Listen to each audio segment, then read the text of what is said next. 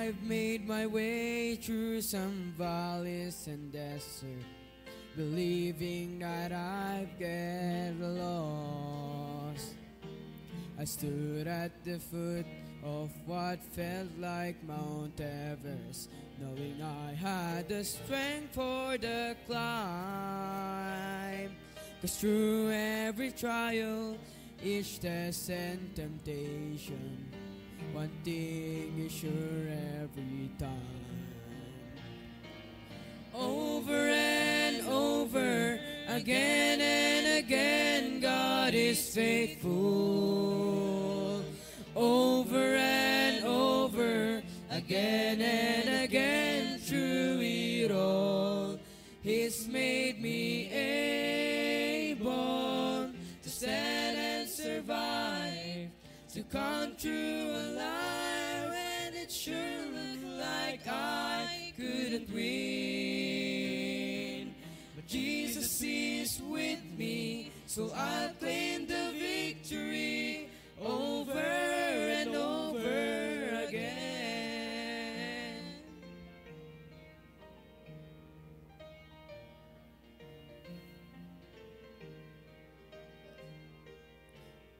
Ask me why, I have no hesitation. God does what He says He will do.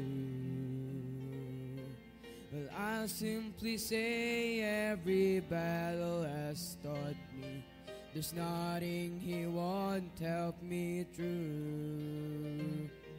So why should I dwell on the hardships and struggles when I look just beyond them? I see the way this will end is with great celebration.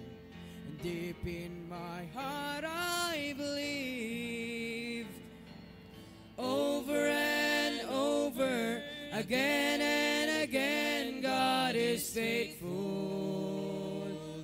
Over and over, again and again, through it all, He's made me able to stand and survive, to come through alive when it sure looked like I couldn't win.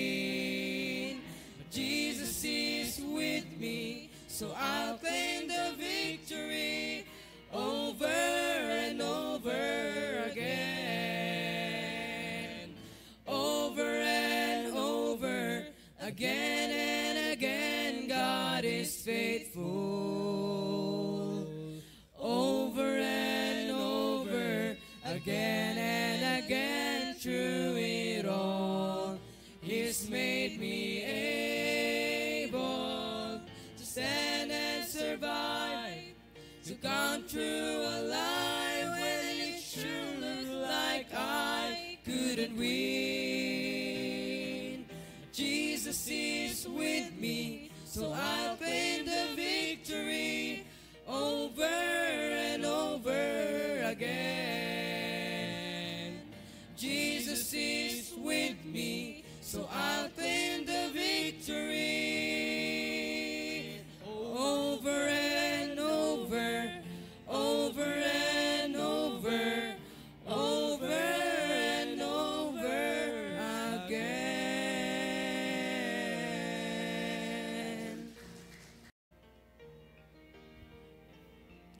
Yes.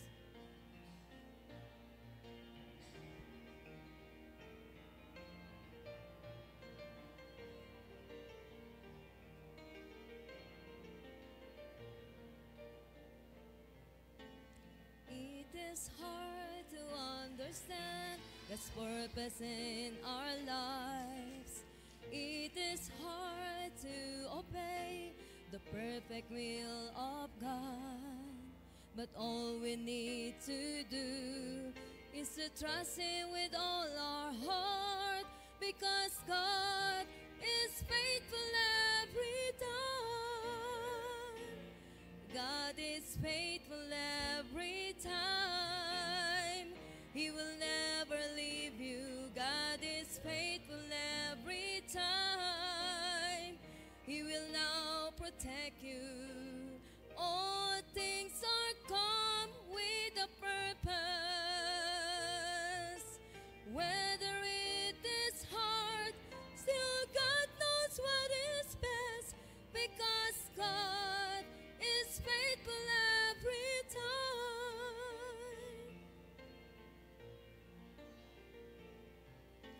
Never stop to run the race that God has set before us. Do your best to reach your goal, and God will take the rest. Lay aside your burden at His feet, because God is faithful every time. God is faithful every time. He will never leave you. God is faithful every time. He will now protect you. All things are come with a purpose. Whether it is hard, still God knows what is best, because God is faithful every time. Whether it is hard, still God knows what is best, because God is faithful every time. God is faithful every time.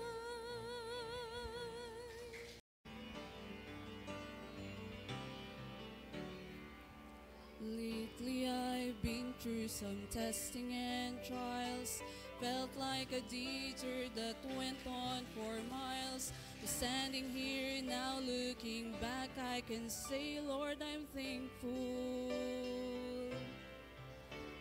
Some storms I thought I would never survive, but here I am feeling so strong and alive. The darkness is past and the morning is bright, and I'm thankful. Lord, I'm thankful like David after Goliath, like Paul and Silas after the jail. I'm thankful like Daniel after the lions. Lord, I'm thankful. Thankful like Noah back on dry ground. Thankful like Lazarus finally on wood. Every beat of my heart wants to pound. I'm thankful, Lord, I'm thankful.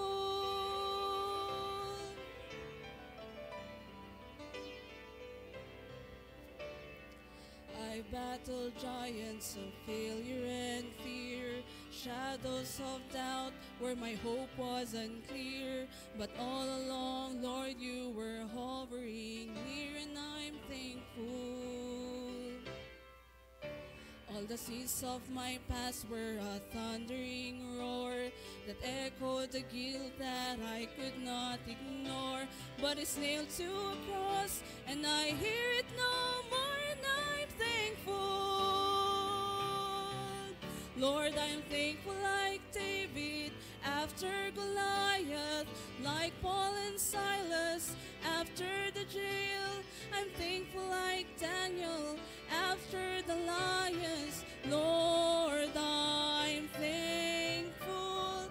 Thankful like Noah back on dry ground. Thankful like Lazarus finally on wood. Every beat of my heart wants to pound. I'm thankful, Lord, I'm thankful.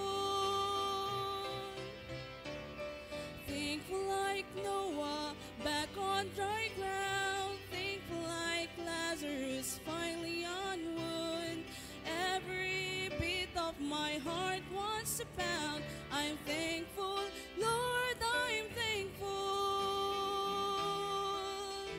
I'm thankful, Lord, I'm thankful.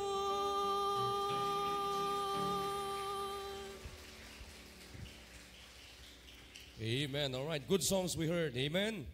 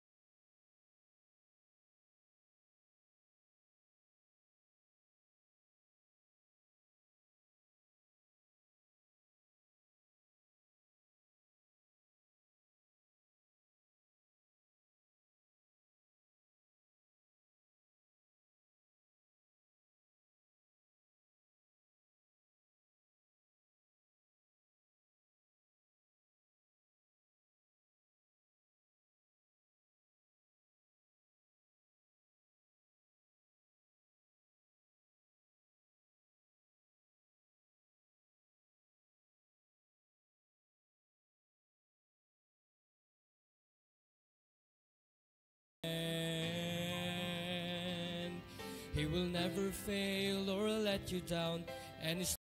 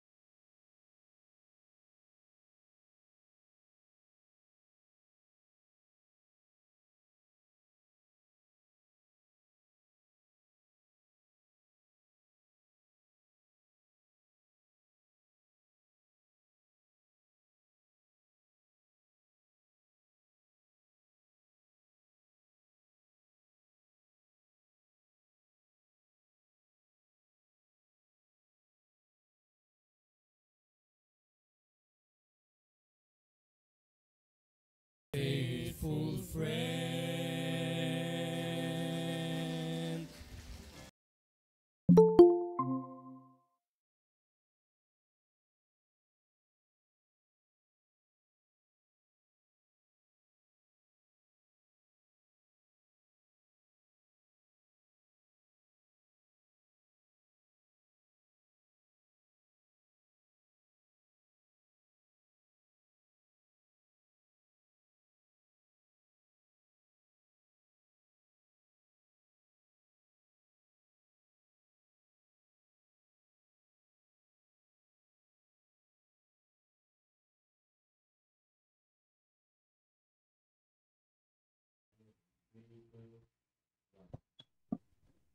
Amen. Isang magandang malamig na umaga po sa inyong lahat. Sa ngayon po ay ako po ay mag-isa dito kasama po ang mga full-time mothers ng church. At ang mga kasama ko po ay nandun sa labas kaya tayo po ang magkakasama dito pero kasama pa rin po natin sila sa Google. At magandang umaga, Sister Emilia. Lahat. Good morning. Good morning. Sige po. At sa ngayon po ay ang pag-uusapan po natin ay tuloy-tuloy pa rin po yung dati po nating pinag-uusapan na how to commit to God. Commit to love God with my family first. Yun po yung napakahalaga po na mag-commit to attend church services with our family. Yun po yung napakaganda po na topic po natin ng buong buwan. Ito pong 2025 is my family first po. Ang commitment po natin. Year of commitment po. Paano tayo po ay tingnan po natin sa Hebrews 10:25 yung parati po nating pinag-uusapan at na yun po yung napakahalaga po na sabi nga po dito na not for Hebrews 10:25 not forsaking the assembling of ourselves together as the manner of some is, but exhorting one another, and so much the more as you see that day approaching. Yun po. Bagaman ala pa po yung mga kasama namin nasa Google, nagpunta po sa iba't ibang lugar po ng mga pinuntahang mothers, ay tayo-tayo pa lang po muna at mamaya po andyan na sila. Sabi nga po dito na not forsaking the assembling of ourselves together as the manner of some is, but exhorting one another, and so much the more as you see the day approaching. Ayun. Na tayo po, dapat po tayo na yung commitment po natin na pumunta sa church, yun po yung bilang isang ligtas nga po, bilang isang Kristiyano, ay talagang obligado po tayo talaga na pumunta sa church. Bakit ba? Yun po, kasi po tayo po ay iniligtas ng Panginoon sa ating mga kasalanan, kaya dapat tayong mga ligtas ay saan ba pupunta at ilalagay natin ang ating sarili sa pinakamataas na kalalagyan po natin, at tayo po ay parating makikinig ng salita niya sa pamamagitan po ng pagpunta sa church. Yun po na with our family. Bakit ba natin kailangan na umattend ng church services? Yun nga po na sabi po dito na magkakaroon po tayo ng peace from God. Yan. Yun po yung una-una po na magkakaroon po tayo na at gladness from Jesus, na kung saan po tayo ay binigyan ng karapatan na tayo po ay mag-fellowship po sa ating Panginoon. At ito po yung privilege po natin na to serve God. Yun po. Privilege po natin talaga ito. At doon po tayo makakakuha ng blessings. Mga blessings po natin sa Panginoon. At tayo po ay magkakaroon ng bagong buhay at kalakasan naggaling sa Panginoon. Yun po. At pag na-miss po natin ang isang service, napakalungkot po na pag na-miss po natin ang isang service, ay magkakaroon po tayo ng, hindi po ba meron tayong kumisan, normal po ito na magkakaroon po tayo ng doubt, lalo na sa mga hindi pa talaga committed sa pag-attend sa church. Magkakaroon yun ng faithless, yan po. Sabi po dito sa Galatians 1:3, grace be to you and peace from God the Father and from the Lord Jesus Christ. Yan po. Bakit natin kailangan na mag-attend ng church services? Hey man, good morning, Mayan. Mother Mayan, good morning. Good morning po, Ma'am Sheila. Andiyan na sila. Ang bilis nila, Ma'am Sheila. Kaalis lang nila. Mamaya po, makikita din po natin sila, Sister Vicky, Sister Beth. Nandun po sila sa tip-top ngayon kay Sister ID. At yun nga po na akala ko si Mayan yun. Si Ma'am Sheila pala. Malabo na yung aking mata. Ang bata kasing tingnan ni Ma'am Sheila diyan sa akala ko ako nga si Mayan. Si Mayan nga ba 'yon? Amen. Good morning po sa inyong lahat diyan. Ayan po. Good morning po, Sir Benny. Kay Mayan po yung cellphone. Ay, diyan po kayo kila Sister Leonor. Amen. And family, nandito rin po sila mga Apo. family. Good morning po. Good morning po sa Talangan family. Yun nga po.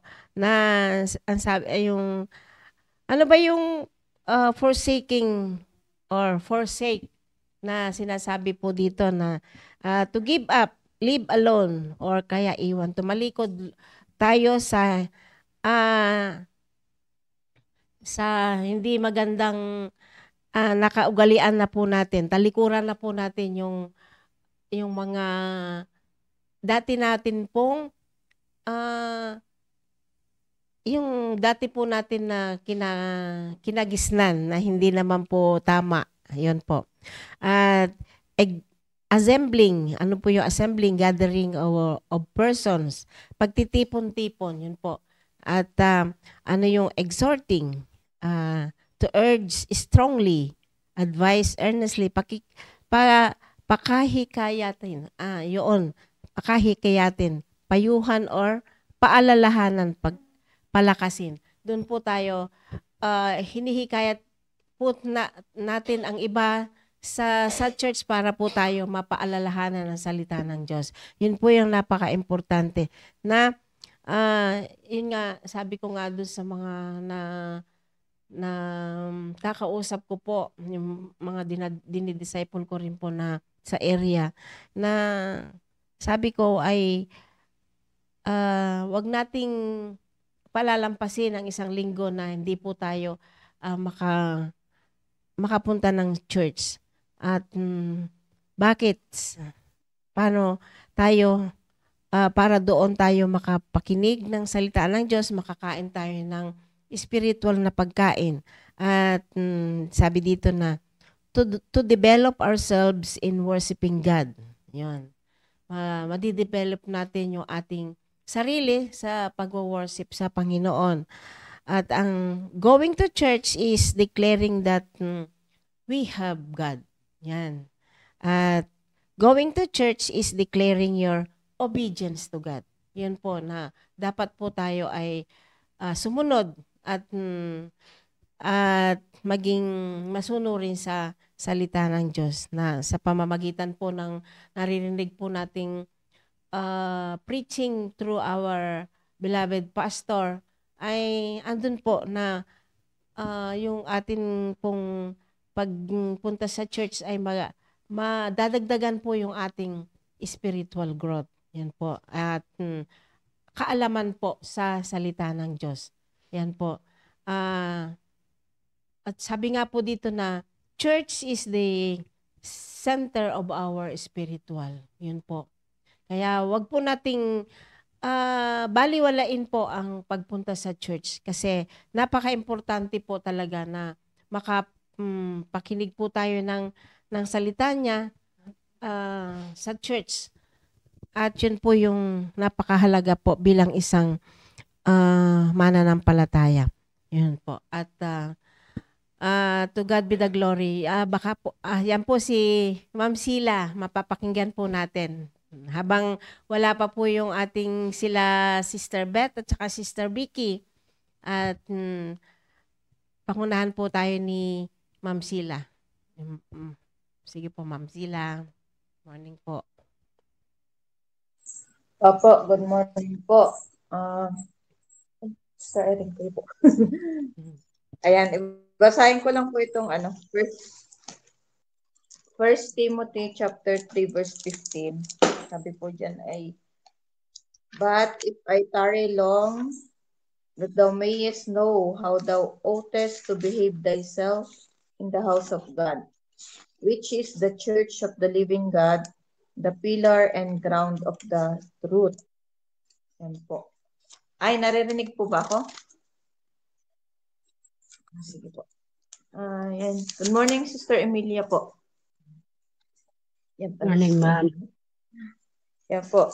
Ito po yung shinare ni Pastor RJ nung last Saturday na sinasabi po dito ni Apostle Paul yung kung paano tayo mag-behave. Pag sinabing mag-behave po ay sabi diyan ay yung paano tayo magamit ng Diyos yan sa house of God. Yan.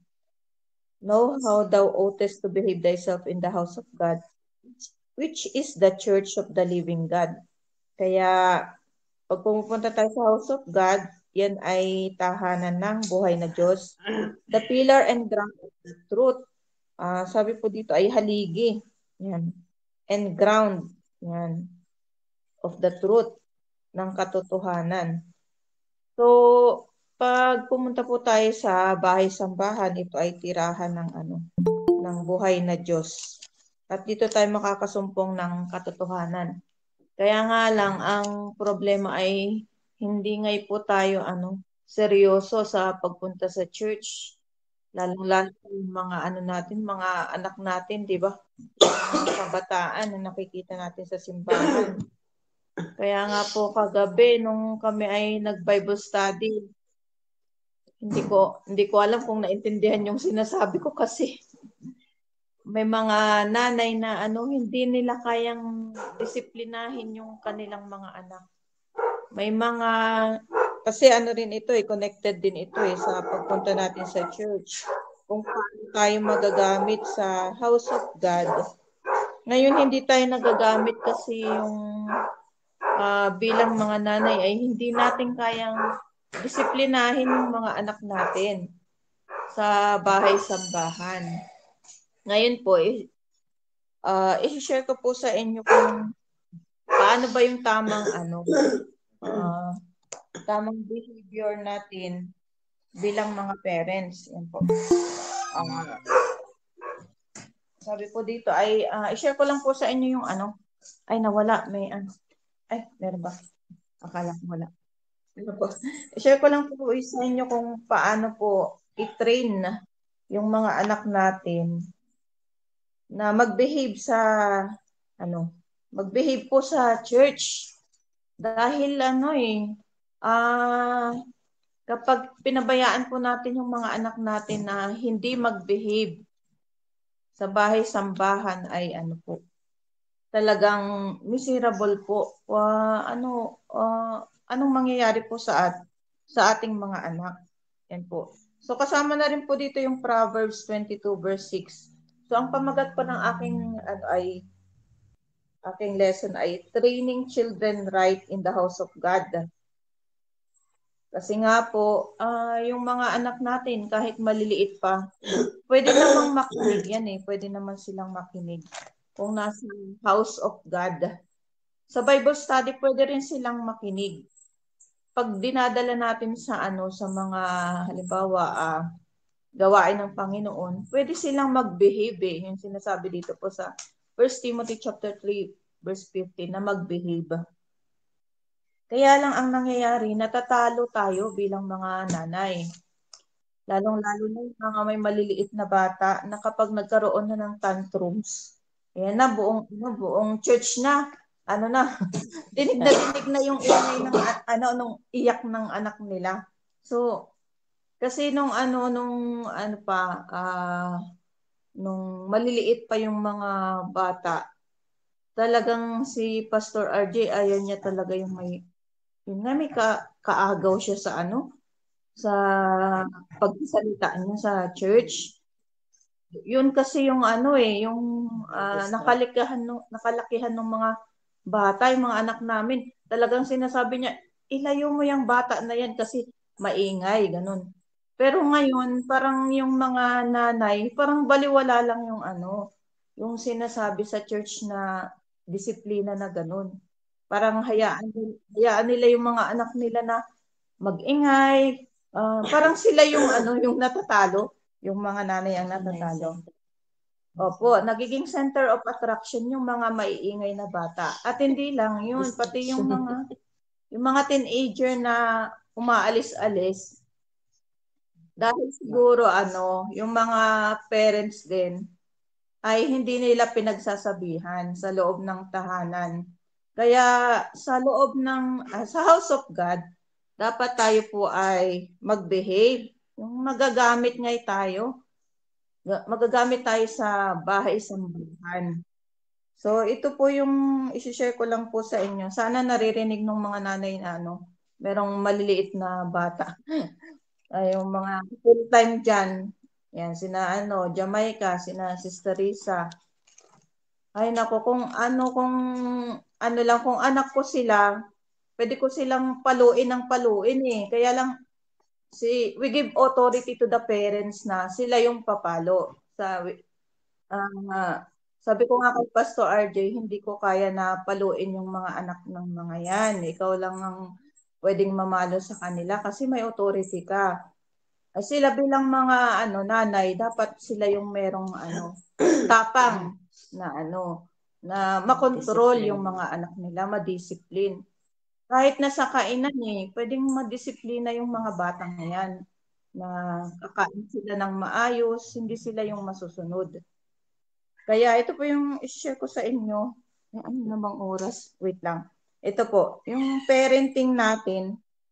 Kaya po tayo pumupunta sa House of God para magkaroon po tayo ng character unang-una. Yan po. Kung tayo ay nakikitaan ng biblical character, ay naman susunod naman yung mga batang yan kung meron tayong character.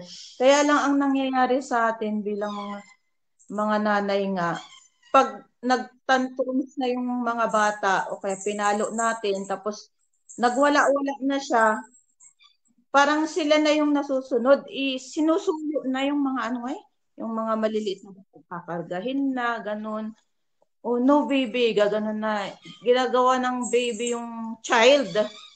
Yung child na siya pero ginagawa pa rin baby.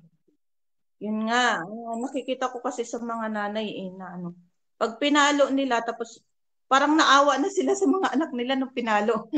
Tapos susuyuin na nila. Yan, ayun. Kaya kagaya din ng mga bata na dinadala sa Sunday school. Yan na, nagwala-wala na siya. Ayun, kinuha na ng nanay. Siya na yung nasunod. Hindi siya yung yung talagang didisiplinahin na, paluin kita, diyan ka lang, mag-aral ka diyan, yung parang ganon. Pabayaan niya doon na umiyak hanggang sa mapagod at ganon. Ganon po yung kailangan meron po tayong character. And number 2, sa atin din mga parents, magkaroon tayo ng wisdom. Having biblical understanding. Biblical understanding po not the world's wisdom. Kaya nga maganda na tayong mga parents. Hindi ko lang alam kung yung mga nanay na merong maliliit na bata ay nakakaunawa talaga sa preaching ng pastor. Kasi kung nakakaunawa siya sa preaching ng pastor ay hindi ganun yung mga ugali natin na pagsabihan lang tayo ay nagagalit na tayo. Kasi makita sa makita sa ugali natin kung meron tayong wisdom talaga na tinatawag. Kasi kung tayo ay madaling magalit, tapos inaway na natin yung nagsabi sa atin, nag-correct sa atin. So, ibig sabihin nun, wala talaga tayong natutunan sa mensahe ng Panginoon. Pag nasa church tayo, yun po. And then number 3, meron tayong godliness. Ibig sabihin ng godliness, to have biblical morals and live in a manner pleasing to God.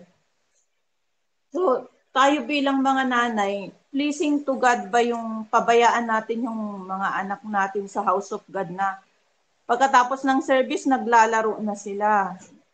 Yun sinasaway ko yung mga anak ninyo dyan na naglalaro sa church. Talagang hindi po talaga maganda. Lalo na pag preaching na, tapos nag-iyak-iyak na yung mga anak ninyo, nakakaistorbo na sa mga tao yung kanilang ingay.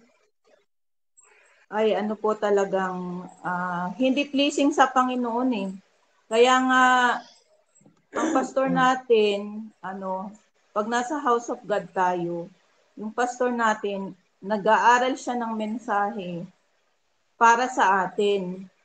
Ngayon naman, pagdating naman sa church, hindi naman tayo nagbe-behave ng maayos. Di ba tayo seryoso na nakikinig sa church? Lalong-lalo na tayong mga nanay, di ba? Kapag may mga anak tayo, na nakukuha na ng anak natin yung atensyon. So, wala na. Hindi na tayo makapakinig. And then yung mga anak din natin ng mga young people, kung may mga young people tayo, na kung saan-saan pumupunta. Oras na ng preaching yun. Kung saan-saan pa pumupunta. So, kami, wala kaming ibig sabihin, wala kaming rights na i-correct yung mga anak nyo dyan na paalis-alis, kung saan-saan pumupunta. Kaya nga merong usher dyan. Sila yung magko-correct sa kanila. Yung kasi yung nangyayari ngayon sa church natin na they don't behave. Hindi sila nagagamit sa church na makinig ng maayos sa preaching para magkaroon ng character, magkaroon ng wisdom, magkaroon ng godliness. So yun sana yung sa church natin. Maging maayos sa church natin. Then, dito ay kaya tayo pumupunta sa church dahil mahal natin ang Panginoon, unang-una. Yung sinabi naman ng pastor natin, kung meron tayong talagang Kristo sa puso, ay hindi tayo mag-a-absent sa church. Pati na yung mga anak natin. Sabi dito, meron tayong true love for the Lord Jesus Christ. Sabi dito, yung magdidikit sa mga anak natin para mag-behave sa church at yung kanilang buhay ay maayos, ay magkaroon sila ng pagmamahal sa Panginoong Hesukristo. Kaya araw-araw yan, yung mga anak namin talagang hindi man namin sila talaga yung mabantayan kahit sa church Hindi mo na mababantayan kasi nakikinig ka na ng preaching, hindi mo na mabantayan kung nasaan na sila. Pero merong pinapakita ang Diyos sa ating mga magulang na wisdom, na talagang hindi sila serious, hindi sila behave sa house of God. Pinapakita ng Panginoon. Kaya kahit malalaki na sila, napapalo pa rin sila. Palo talaga. Pag may kasalanan, paluin talaga. Tapos, on the spot na correction.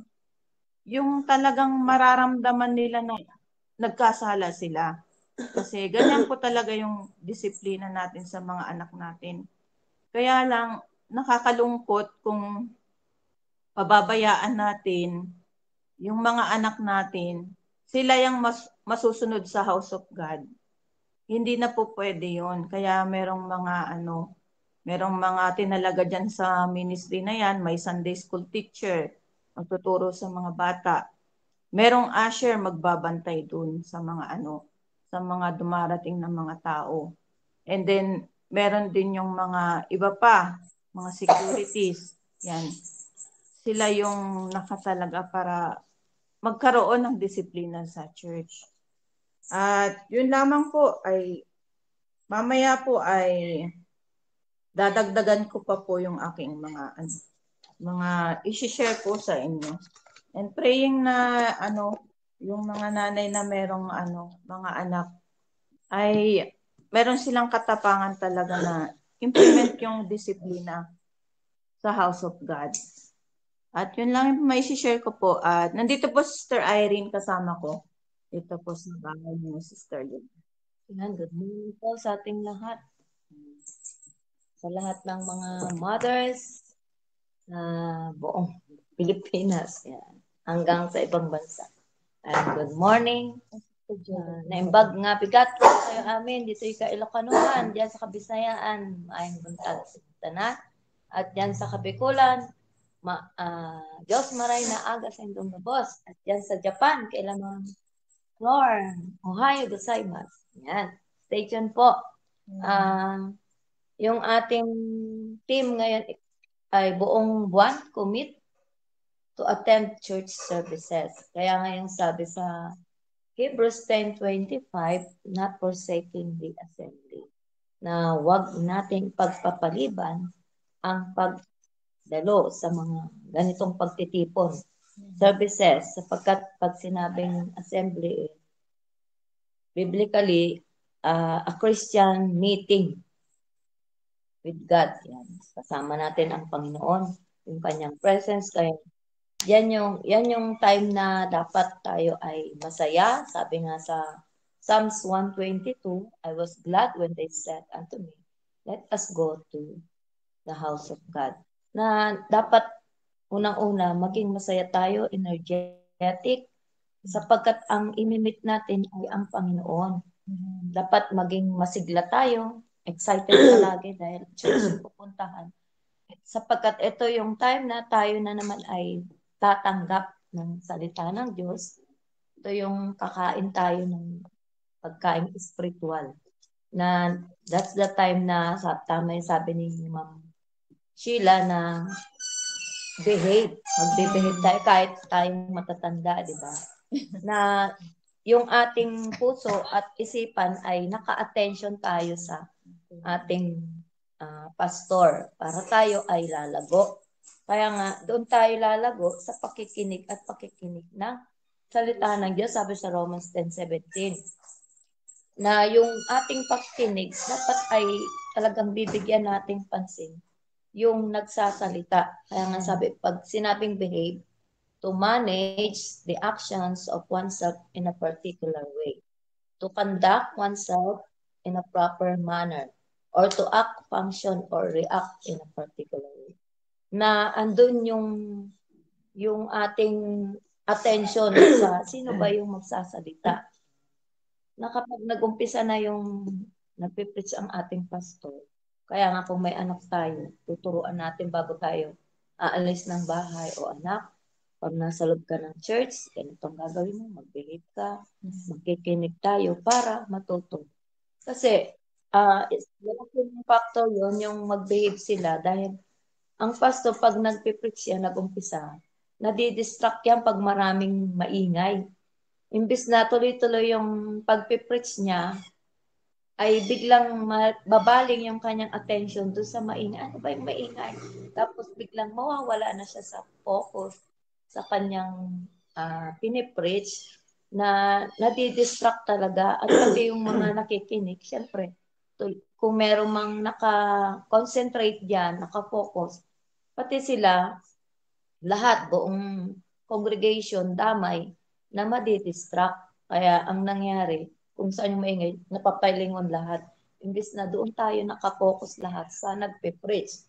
And ang sabi nga sa Proverbs 2:2, basahin natin sa Proverbs chapter 2, verse 2, na kapag tayo ay nakikinig talaga, sabi rito, Proverbs 2:2, so that thou incline thine ear unto wisdom, and apply thine heart to understanding.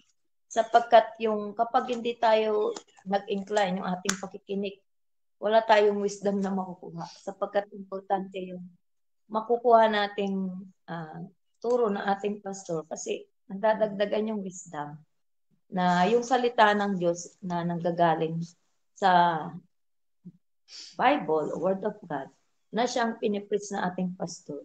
Kapag tayo ay hindi nag-behave, hindi tayo nakakonsentrate kung ano-anong ginagawa dahil nandiyan nagsasaway. Kaya nga maaganda yung bago tayo pumunta ng church, nabili na natin yung ating mga anak na ganito ang gagawin. Nakaupo lang, nakikinig kay pastor.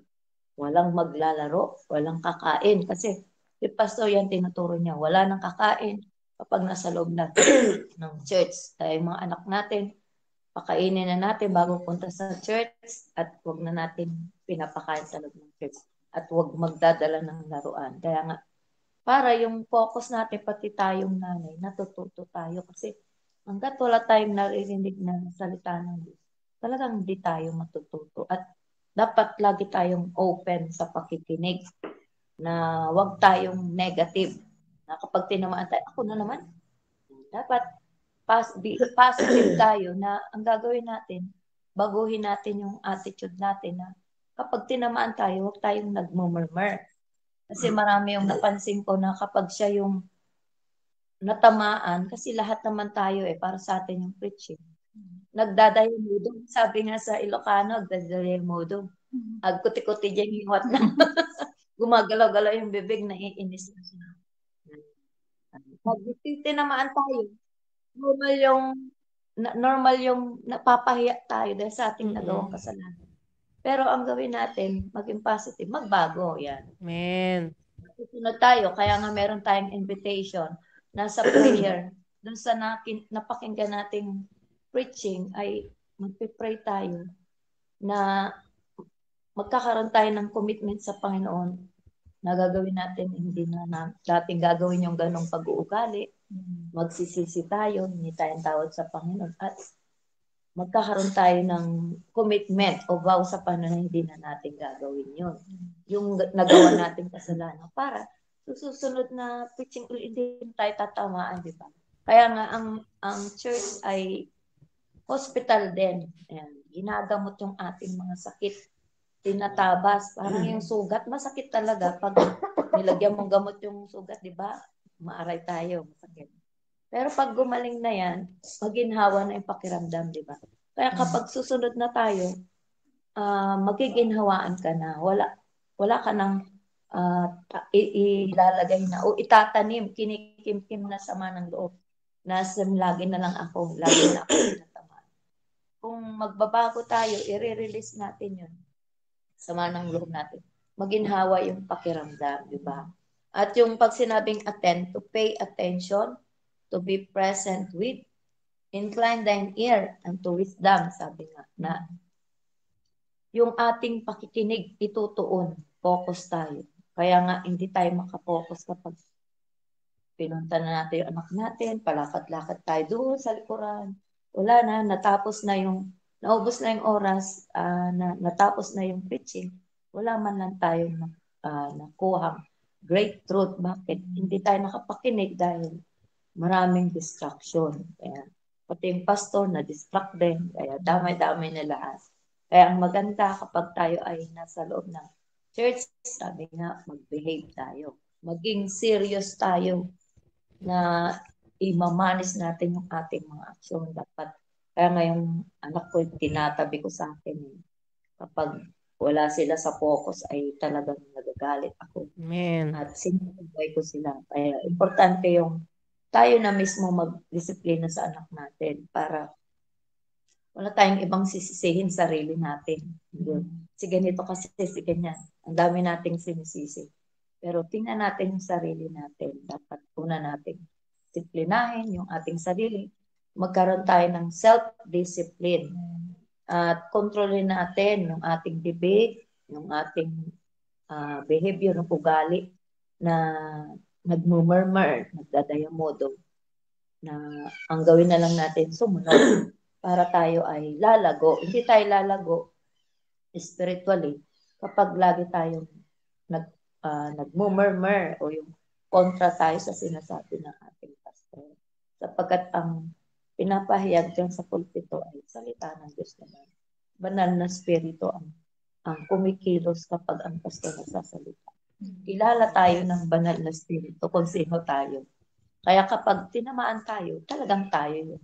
At ang gawin natin, baguhin natin yung ating attitude. At be happy palagi. Maging masaya tayo kapag tayo ay nakikinig ng salita ng Diyos.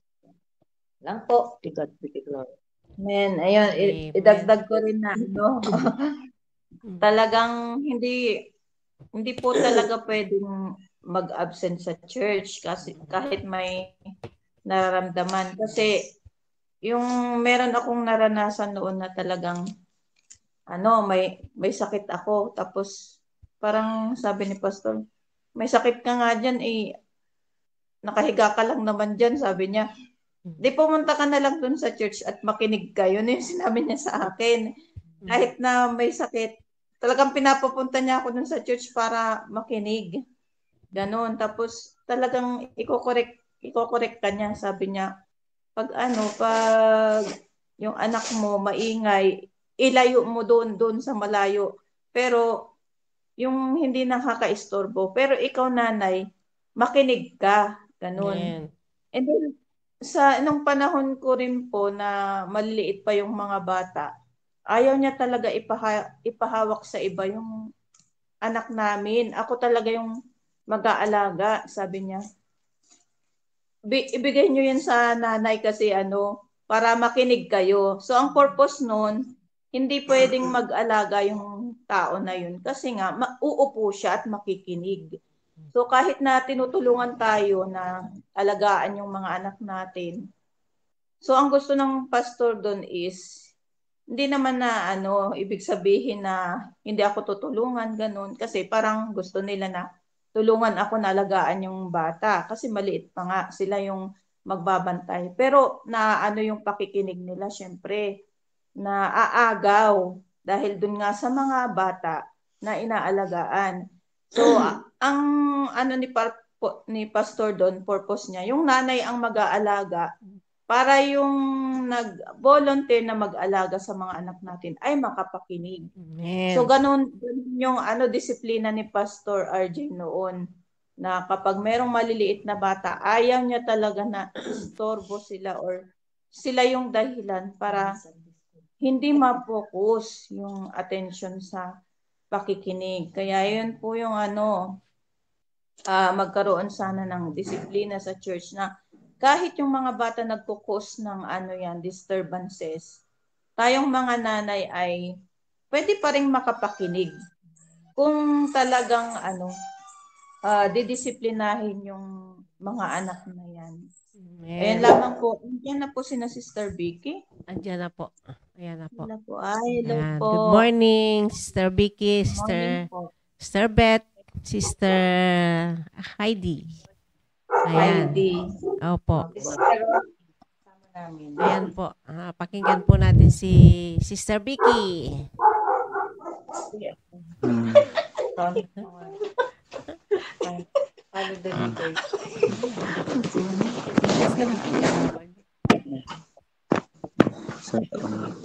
May speaker na? Meron na. Sige. Amen. Good morning sa atin lahat. Andito kasama ko Sister Beth. Dito po kami sa Tip Gap, kila Sister Heidi. So, good morning ulit. Medyo na-late po kami. At kanina yung sinasabi ni Ma'am Sheila, yung attitude, ang lalo na po sa ating mga anak. Napaka-importante. Kami, pinagdaanan din namin yung may maliliit na anak. Nung nag-umpisa po kami sa church, si Dondon po yung 4 years old. At yun yung pasasalamat ko sa Panginoon kasi takot sila sa tatay. Napaka po rin po yun. Yung mga anak natin ay takot sa tatay. Kahit tayo yung kasama sa araw-araw, pero andoon, mas takot sila sa tatay. Kaya si Dondon hindi niya ata naranasan na palo ni kasi nakakandong lang yan kay Brad Chris, si Dondon. Kaya yun po yun, napaka-importante po yung mga anak. Tama yung sabi nila, Ma'am Benny, kay Sister Irene, kay Ma'am Sheila, na yung ugali ng mga anak natin kasi nakaka-disturb po yun. Kaya nga required yung may mga maliliit na bata sa likod kasi nga pag sa harap ay talagang madidisturb yung nasa likod. Pero yun po yung napaka-importante na mula bata ay matuto na mag-behave sa loob ng church. Kasi nga po, yung sabi nga ni Ma'am Sheila na nag-prepare ng mensahe ang pastor natin, hindi po biro-biro. Yung nga nang isipin nyo po, yung mag-testimony nga lang po, hindi tayo makatayo, di ba? Kaya parating andyan si pastor na challenge bawat leader na mag-assign ng mag-testimony kasi nga po, hindi basta-basta salita ng Diyos yung iti-testimony natin. Kaya lalong-lalo na po yung mag-preach ng Word of God. Kaya kailangan tayong bilang mga nanay, ayan po, andito kami. Andyan si Sister Rolyn, si Ma'am Heidi. Nakaka-bless kasi pagka, ayan, makita natin sila nakaupo doon sa bandang harapan. Makita rin natin yung anak ni Sister Rolyn, naka-behave yan. Kasasabi nga ni Tindin, andito ang aga-aga gising na. Siya daw yung pinaka-behave na Sunday schooler.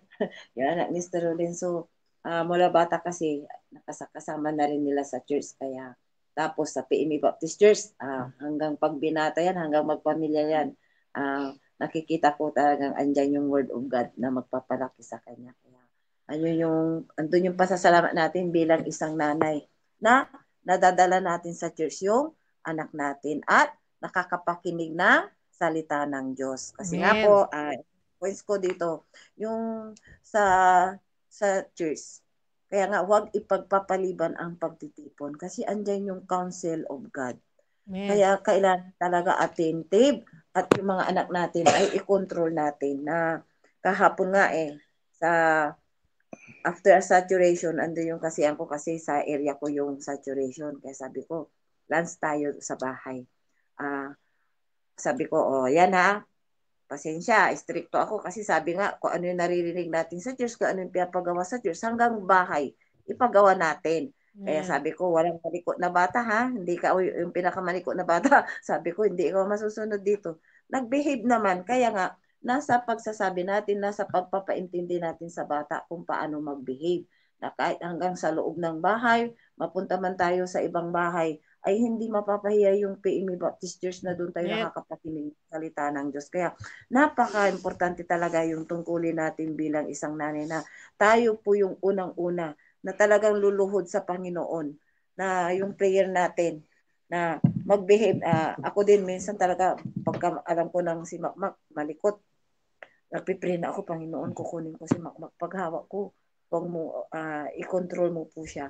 Kaya na-bless din ako pagka hawak ko si Makmak ay hindi malikot. Natutuwa talaga ako. Talagang grabe pasasalamat ko sa Panginoon. So, bilang isang nanay, talagang ang dami nating iluluhod sa Panginoon na andun hanggang sa papakinig ng salita ng Diyos. Dapat maunawaan ng anak natin. Kasi po, pag hindi naunawaan ng anak natin, ay talagang hanggang sa pagtanda po nila, yung nga, sabi nga ni Pastor, lumaki sa church, parang walang natutunan. Kasi nga, nung bata, hindi nila pinahalagahan po yung salita ng Diyos. Hindi sila natuto na mag-behave sa loob ng simbahan. Kaya, yun, bilang isang nanay, talaga ipanalangin natin yan. Basahin ko lang po yung kung paano, bakit natin talaga magiging behave po tayo, maging attentive po tayo sa church kasi nga yan po yung counsel of God.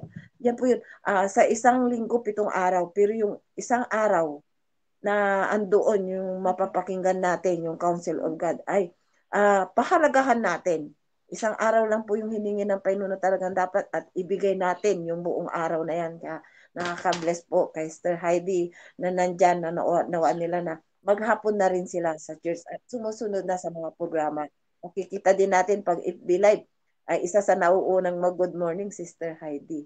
Kaya kami nahiya kami kanina kasi medyo na-late kami. Alam ko nag-aantay na Sister Heidi. Kaya basahin natin po sa Acts 20, chapter 20, verse 24 to 28, kung paano yung counsel of God inihahanda ng pastor natin. Kaya kailangan attentive po tayo talaga. At hindi lang ito sa devotion, sa Bible study, ay andyan yung counsel of God. Blessing po na makakapakinig tayo. Kaya kailangan hanggang sa loob ng bahay pagka may Bible study, turuan natin yung mga anak natin na makinig mabuti. Kasi po, sabi dito po sa verse 24 to 28, andyan po yung counsel of God. Sabi niya, but none of these things move me, neither count I my life there unto myself, so that I might finish my course with joy and the ministry which I have received of the Lord Jesus to testify the gospel of the grace of God.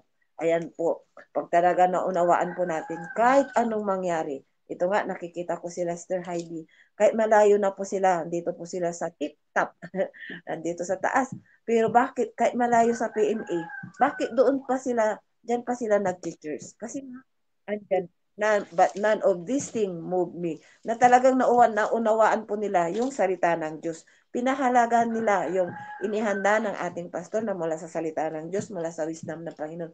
Pinahalagahan po nila. Kaya ito po, masasabi po natin, but none of these things move me. Talagang kahit anong mangyari, talagang andito tayo na. Ito nga rin po sa devotion, kahit ang aga, alas 5 ay andito.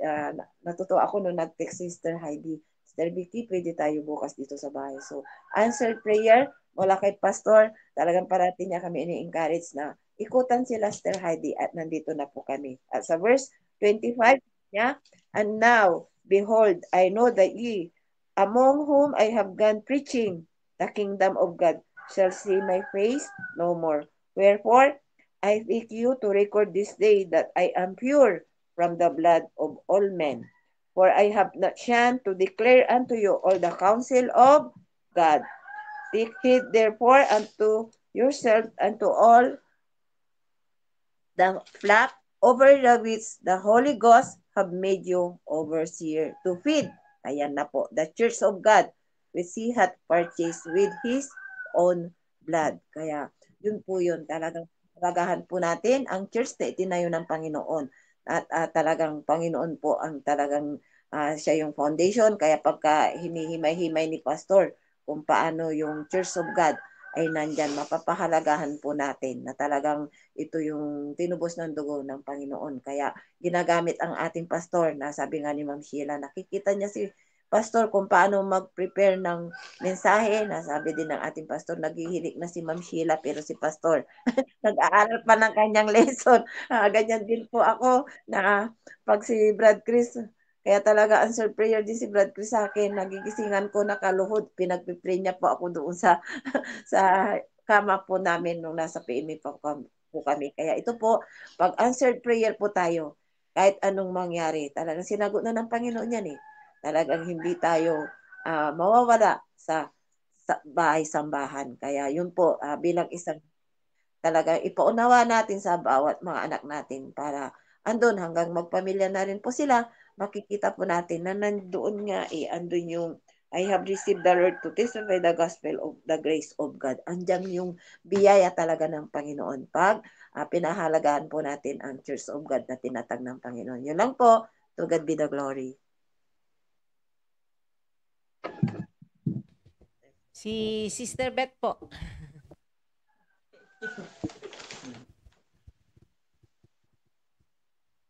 Change position. Hello, good morning po sa lahat. Katulad din ng verse na ginamit ni Ma'am Sheila, yung 1 Timothy chapter 3 verse 15. But if I tarry long, that thou mayest know how thou oughtest to behave thyself in the house of God, which is the church of the living God, the pillar and ground of the truth. Una-una, alam na natin kung ano ang meaning ng church, di ba? Ito yung mga baptized people na na-organize na ang unang-una ang kanilang yung commission natin, yung Great Commission sa Panginoong Diyos. So, nang sabi nga dapat nga bilang isang ang ating church dapat ito ay magpo-portray, isinasalarawan niya yung isang loving family. Di ba katulad natin sa ating tahanan nandoon yung pagkakaisa, pagkakasundo, at lalong-lalo na yung together kayo, yung bang magkakasama kayong lumuluhod sa Panginoon, aralin niyo yung salita ng Panginoong Diyos. So, bilang church din, yung bilang isang sabi nga yung mga kapatiran, nagkasasama tayo, na dapat ito ang church natin ay katulad din, sinasalarawan niya ang isang buong family. Yung hindi lang yung family na may nanay at tatay, kundi yung lahat ng mga nanay, yung lahat ng mga tatay na nananambahan, yung lahat ng mga anak na babae, lahat ng mga anak na lalaki, maging yung mga lola at lolo na nandoon na iisang community sila na nag-ipon-ipon sa araw ng pagtitipon. So sabi nga yung burden ng isa ay burden din ng ibang kapatiran.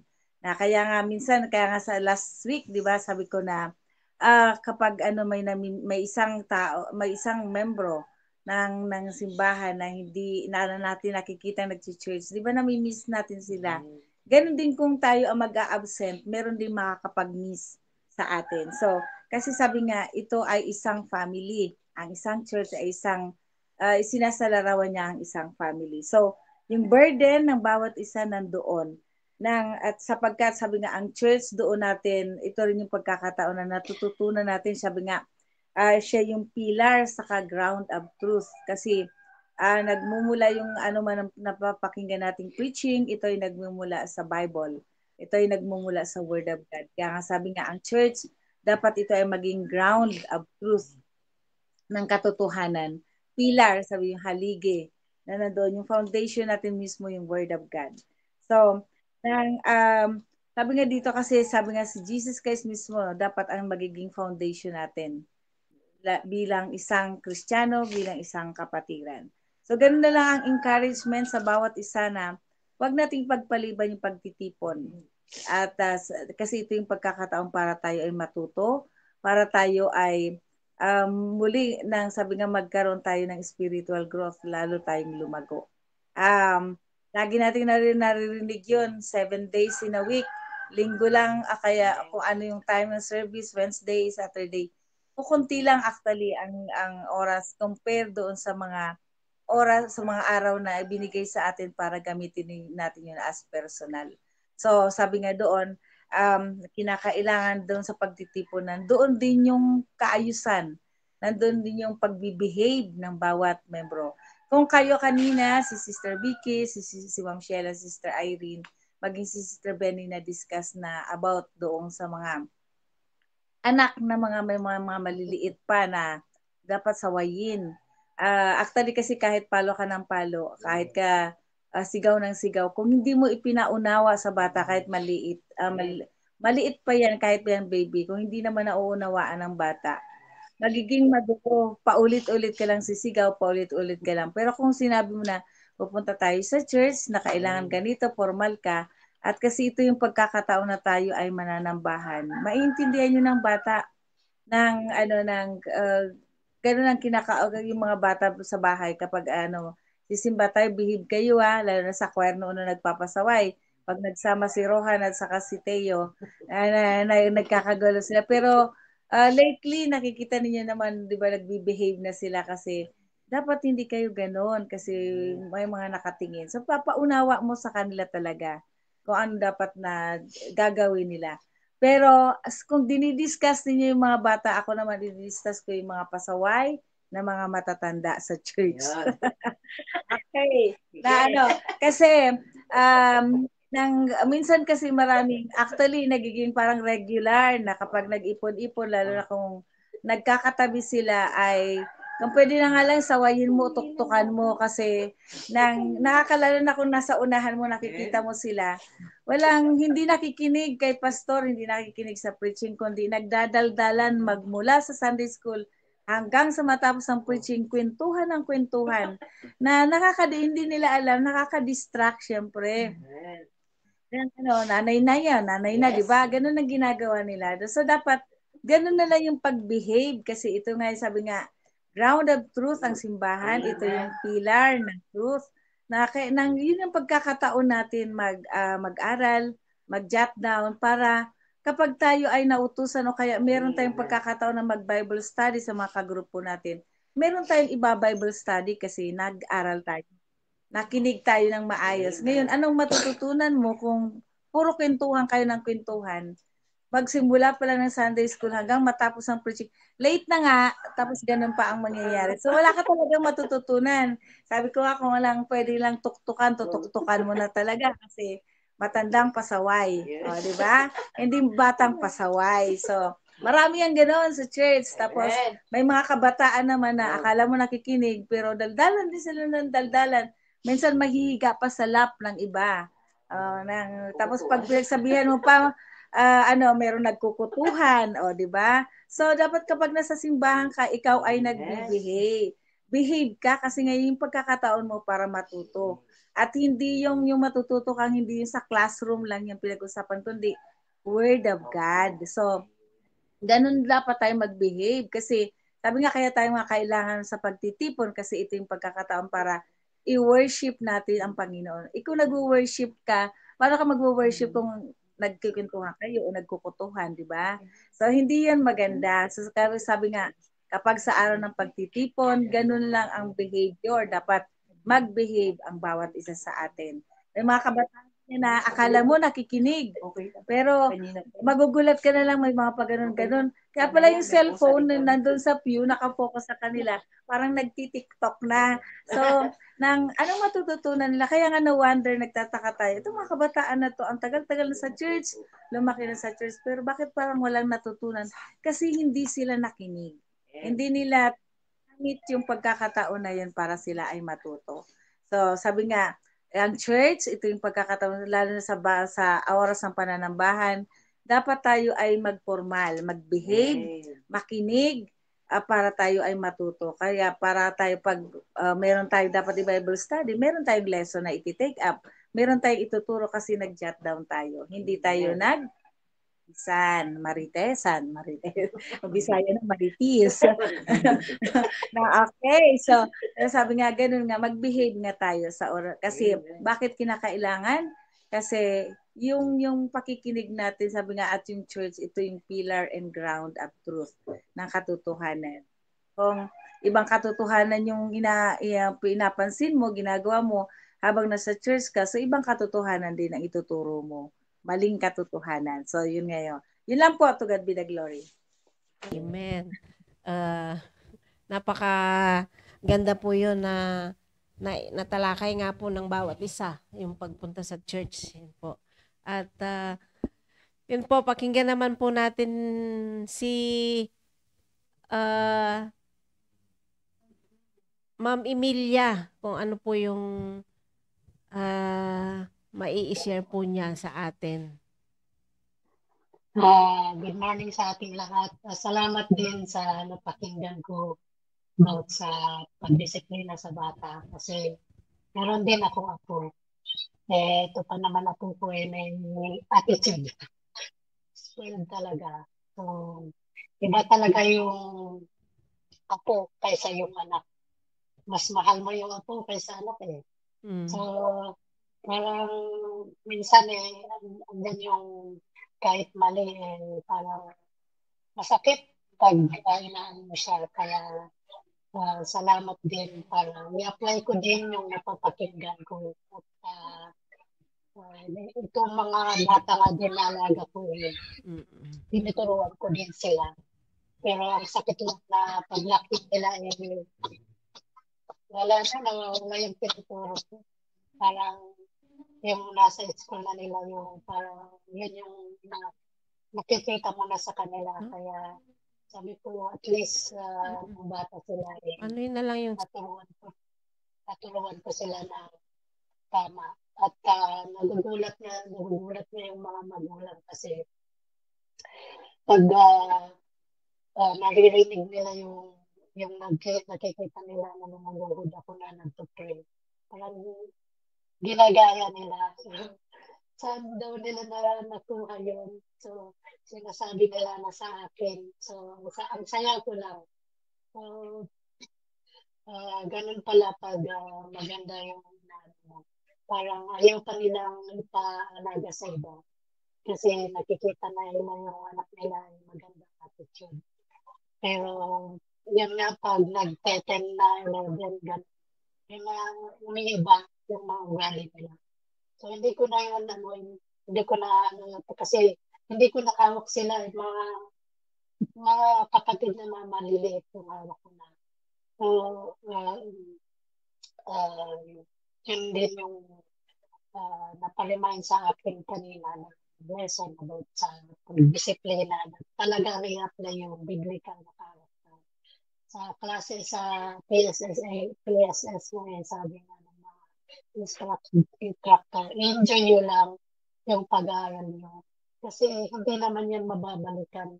Pag once na, saglit lang yan eh. Hindi ko nga alam na second year ako eh.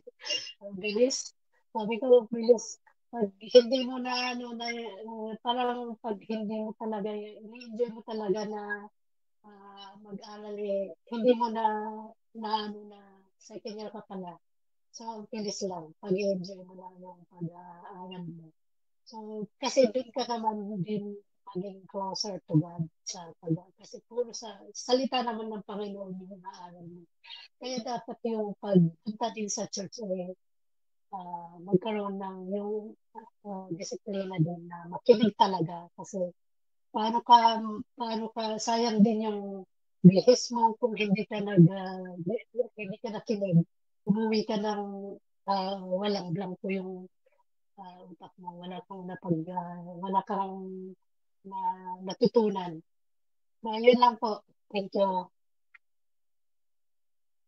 Amen. Hello po, kasama din po namin dito si Sister Leonor.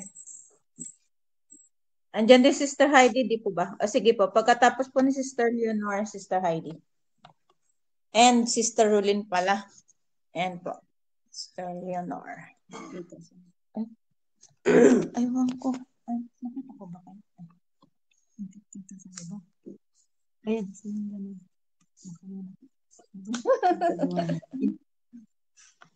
Morning po sa lahat. First time po na makapagsalita po.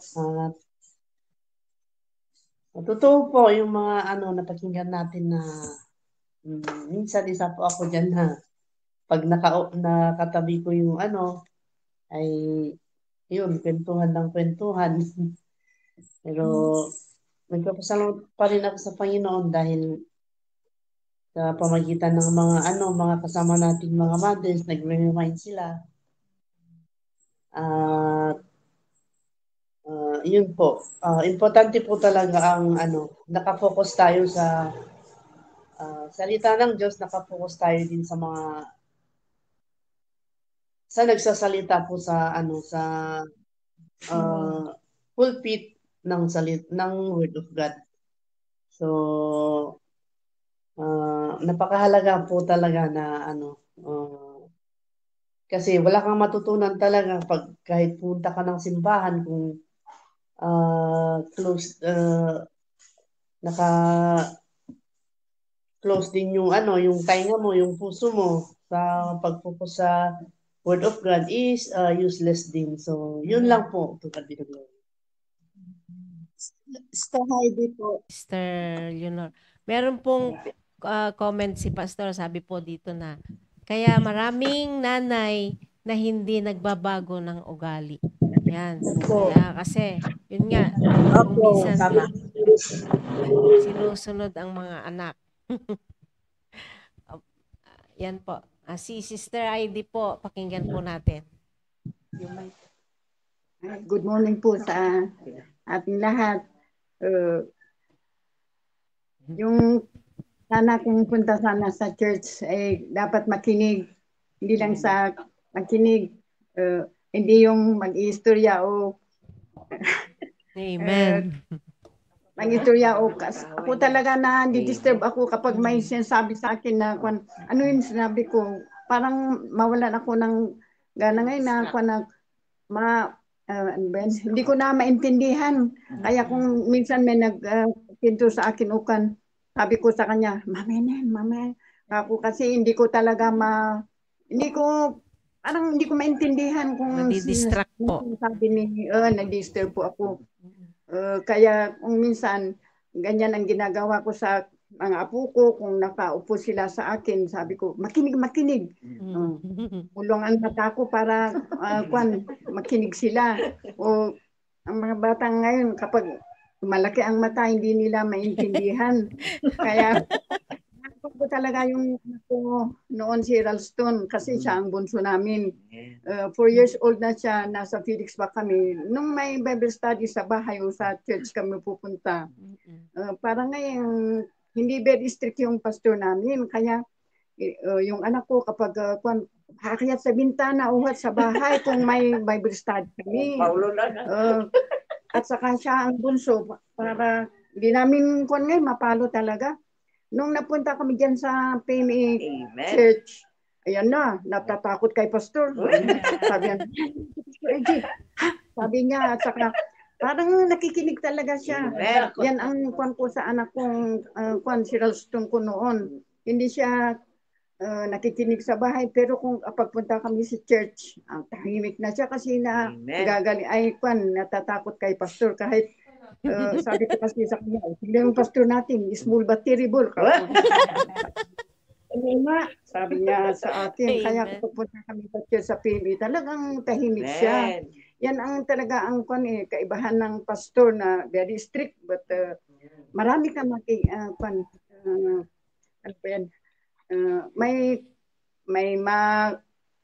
may change of your of your life talaga. Kaya si Ralston ko, sabi ko sa kanya, bakit hindi ka pupunta sa church? May kasi ako, mag-online ako. O, nag-online talaga sila. Pati yung ang anak ko talaga noon, lahat kami papunta-punta sa church. Pero ngayon na, pag sabi ko, punta tayo sa church, mga anak, mag-online na ako. Sinasabi sa akin. Kaya minsan, yan ang din ko sa kanila na mag-online ka. Bakit hindi naman kayo pilay, puntahan tayo. Kaako ta kanila. Napapasalamat ako sa anak ko, na itong apo ko si Rosbel at saka si Rui kasi pagkuan, mama punta tayo sa church sa bukas. Bukas ay oo. Sabi ko sa kanila. Yan talaga ang kuan ng mga apo ko. So, salamat po at napunta sina Sister Beth, Sister Vicky sa amin, ganun si kay Sister Tintin. Dito sa bahay. To God be the glory. Amen. Nakaka-bless talaga. So, yan, Sister Rolyn po. Wow, amen. Kompleto sila. Amen. Good morning po sa ating lahat. Thankful din po kasi sa right church na napunta rin po kami sa right church kasi iba po talaga, may big difference po talaga. Mula nung sa pinanggalingan namin, Baptist din po pero iba po talaga yung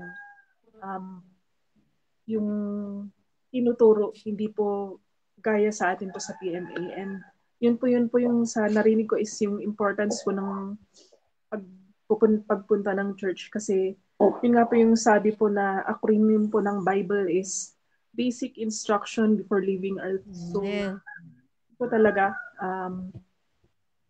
kailangan po nating yung kwento, isabuhay po yung naririnig natin.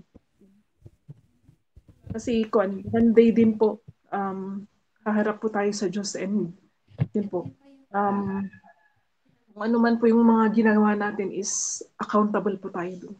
So yun lang po. Thank you po sa mga speakers and sa mga mothers din po, Ma'am Beth, tsaka si Ma'am Vicky and si Sister Tin and Sir Mark na pumunta sa TikTok. Good to God be the glory po. Amen. Thank you po. Thank you po. At Sister Benny, idagdag ko lang na Ay, sige po. Yung sa church din natin, sa pastor natin, kapag tayo ay nababanggit sa pulpit, pag minsan kasi naiinis tayo na mga parents, pati ako kini-question ko yung kay pastor, bakit kailangan pang banggitin yung pangalan nila, tapos yung pagagalitan sa pulpit. So ang pala doon, ang lesson doon, yung kaibahan sa ibang church is para ma-realize natin yung na mali yung ginagawa natin. Amen. Kaya kapag napapagalitan tayo ng pastor natin, huwag tayong magalit o ma-offend. Kasi para ma-realize natin yung katotohanan. Ganun po. Kasi pag minsan nababanggit yung mga pangalan ng anak natin sa pulpit, ayan, Sinegong nga yung laging nababanggit pag minsan nasasaktan tayong mga nanay, di ba? Sabi niya, ayan, maganda yan para malaman niya talaga na na nagkamali siya. Kasi ginawa niya na hindi siya nahiya na ginawa niya yung kalukuhan niya. Bakit? Bakit ako mahihiya na i-expose yung kasalanan niya?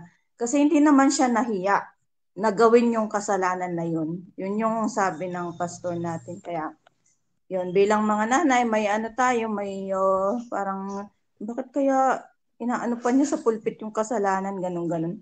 Pero maiintindihan din natin pag naisip natin yung pinagayan ng church natin, na kapag hindi sinabi yung kasalanan na yun, baka gayahin pa ng iba. Yan nga, anak ng pastor, ginagawa ng anak ng pastor. Di, gawin na rin natin parang ganun. Kaya kailangan talaga, i-voice out, ganun po. Yun lamang po. At maraming salamat po sa inyo. Amen. Thank you, Ma'am Sila. At kausapin din po natin yung mga full-time mother dito. May ma-share po sila. Ayan po si Ma'am Tin.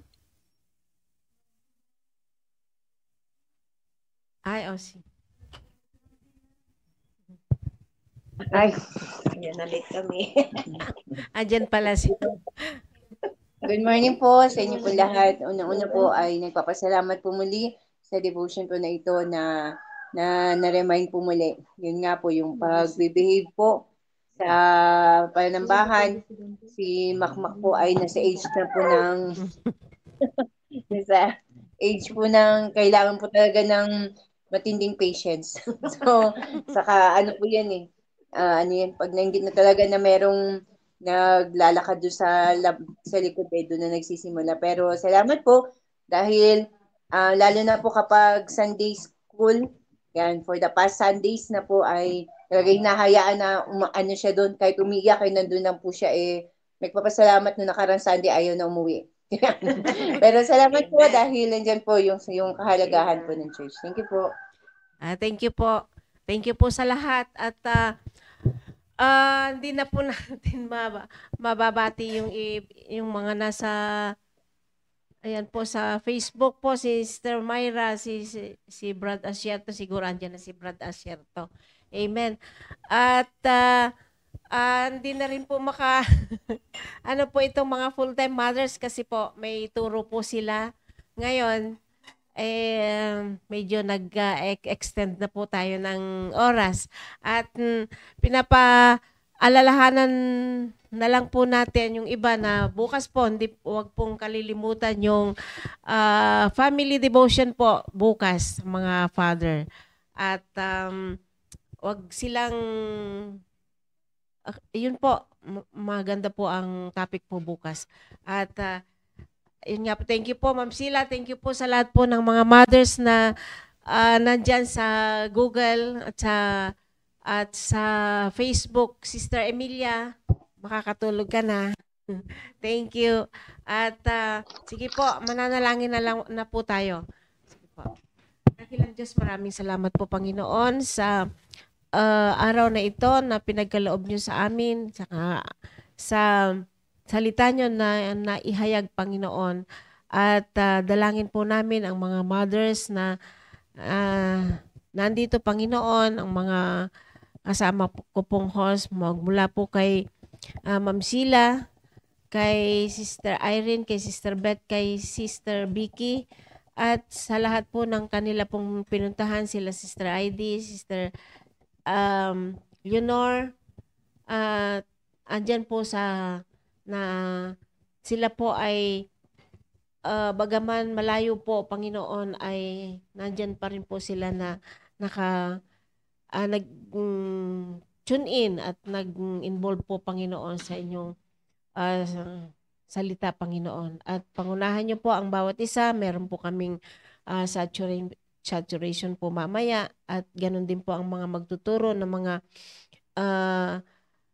mga teachers Panginoon sa mga eskwelahan po na kanila pong pupuntahan ngayon. At pangunahan niyo po, bigyan niyo po ng wisdom at ganun din po Panginoon ang pag-area po mamaya. Salamat po sa lahat po ng mga biyaya at pagpapalang pinagkakaloob nyo sa bawat isa. Salamat din po Panginoon sa aming pong pastor na patuloy nga po na nag-encourage po sa bawat isa na ipus po sa gawain Panginoon. Salamat po at patawad sa mga pagkakasala at pagkukulang sa pangalan ng Jesus. Amen.